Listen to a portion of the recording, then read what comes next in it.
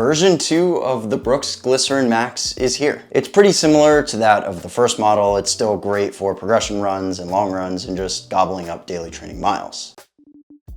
And I gotta say, the first version really knocked it out of the park, I think, for me and for a lot of other reviewers and a lot of other runners in the industry, or just for anyone who got the opportunity to try that shoe out. From Brooks, it was exciting, it was dynamic, it was something fresh and new, the look was futuristic, it just had all of these elements around innovation and newness that we were looking for from Brooks. Not only that, but it performed well. It was probably one of the better max cushion daily trainers out there for 2025. Now, I guess the question is, does the second model hold up to that same standard? Is it better? Is it worse? I mean, that's not really for us to judge. It's more for you to decide. Everyone has a different preference, but we're gonna break this shoe down and go through everything about the shoe, from the changes all the way up to some of the improvements. But before we can go anywhere, please make sure to like and subscribe to the channel. It really helps us as we continue to put out new videos for all of you. So let's get some specs out of the way real quick. This shoe comes in at 10 ounces for the women's model and 11 ounces for the men's model. It is a max cushion daily trainer. It still is on the softer side, and it does have a rocker sensation to it. You primarily would want to use this shoe for the roads. I wouldn't really recommend it for the track. It's got a really high stack and it's not really great for speed workouts. And this shoe really strives on long run days and maybe just those days when you need to gobble up the miles. And the shoe comes in at $200. Similar price to that of the first model. So let's just start with the upper, and that's where some of the changes of the shoe were made. There is a triple jacquard mesh upper in this shoe. That is a real tongue twister and a lot to say,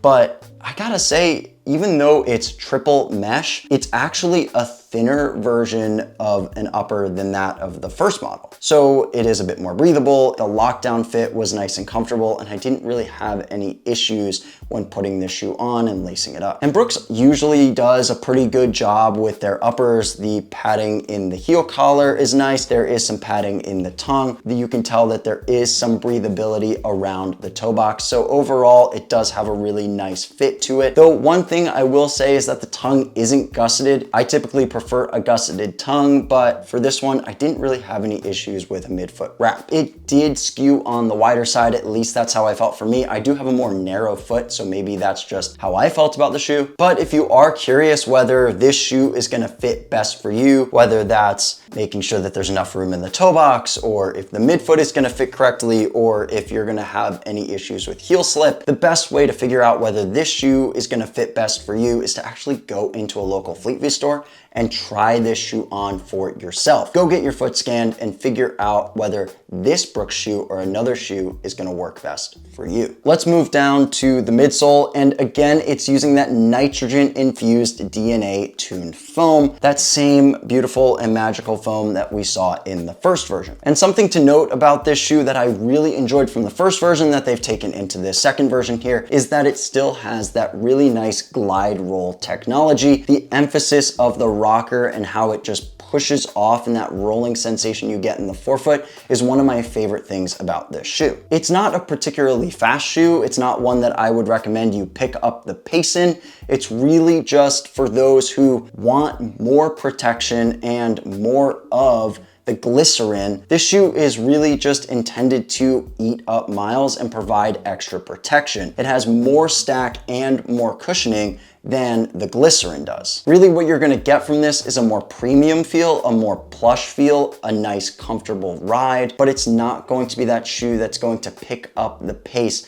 and get you to your next PR. Leave that for the super shoes and the carbon plated racers. I personally felt like this shoe was slightly firmer than the previous model, but that could just be me. That could have been more of an out of box sensation when I was putting this shoe on. You just kind of need a few miles to break some shoes in sometimes. And for a shoe like this, it's really about longevity, it's about durability, and just like miles over time. And the total stack height of the shoe comes in at 45 millimeters in the heel and 39 in the forefoot, with a midsole stack height of 35 in the heel and 29 in the forefoot, giving us a 6 millimeter drop. And as for the outsole, it does have a slightly wider base than that of the previous version, so there is even more stability than the last one. And the outsole rubber that they use here is still traditional and nice nice and tacky. Really no special tricks going on with the outsole, but we didn't have any issues when we were cornering or picking up the pace. We weren't slipping and sliding. But the real question is, who is the Brooks Glycerin Max 2 really best for? It's really for someone who's looking for a shoe that can go the distance, it has longevity, it has durability to it, and it's just going to eat up a ton of miles. It's also for someone who's looking for a really nice and comfortable upper fit. Someone who wants a nice lockdown, they want something that's accommodating, it's pretty breathable, and it's just that plush, nice feeling that you get from Brooks. This is another great option if you're a Brooks loyalist and want to stay in the Brooks line, but you haven't quite completed your running arsenal yet and your running lineup and you're looking for a max cushion option. This is probably the best max cushion shoe from Brooks out there right now. So this is probably the shoe that I would pick to add to my shoe rotation. But if you wanted to learn even more about this shoe and get into the nitty-gritty and even more details about it and even compare it from the previous version to this one, you can learn